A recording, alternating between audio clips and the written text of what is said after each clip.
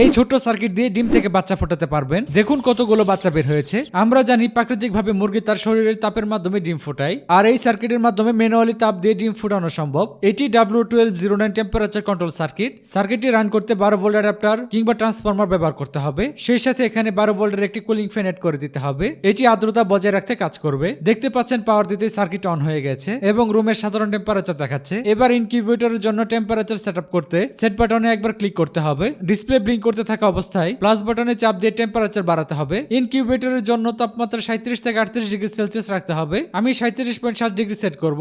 দেখতে পাচ্ছেন সেট হয়ে গেছে। এবার সেট বাটনে লং প্রেস করতে হবে। এবার P0 অপশন H বা হট সিলেক্ট করতে হবে। এরপর প্লাস বাটন প্রেস করে P1 অপশনে যেতে হবে। এর মাধ্যমে টেম্পারেচারের মধ্যে ব্যবধান সেট করতে হবে। এখানে আমি 0.5 সিলেক্ট করব। এবার হিটিং এলিমেন্ট হিসেবে 40 কিংবা 60 ওয়াটের লাইট ব্যবহার করতে পারেন। এক্ষেত্রে এরকম হোল্ডার সেট করে নিতে হবে। এবার পজিটিভ প্রান্ত কেটে K1 পোর্টে লাগাতে হবে, অন্য প্রান্ত K0 পোর্টে লাগাতে হবে। এর মাধ্যমে আমাদের সংযোগটি সম্পন্ন হয়ে যাবে। আপনারা চাইলে এই ডায়াগ্রামটি দেখে সহজে সংযোগ করতে পারবেন। এবার বিদ্যুৎ সংযোগ দিব।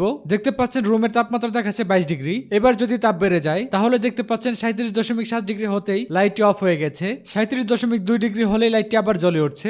এভাবে এটি চলতেই থাকবে। এর ফলে ইনকিউবেটরের তাপমাত্রা সবসময় 37 থেকে 38 ডিগ্রির মধ্যেই থাকবে। ইনকিউবেটর বানাতে এভাবে বক্স তৈরি করে সম্পূর্ণ সেটআপটি রেডি করে নিতে হবে। টেম্পারেচার কন্ট্রোল সার্কিট সহ যাবতীয় আইটেম কেনার লিংক দিয়ে রাখবো পিন কমেন্টে।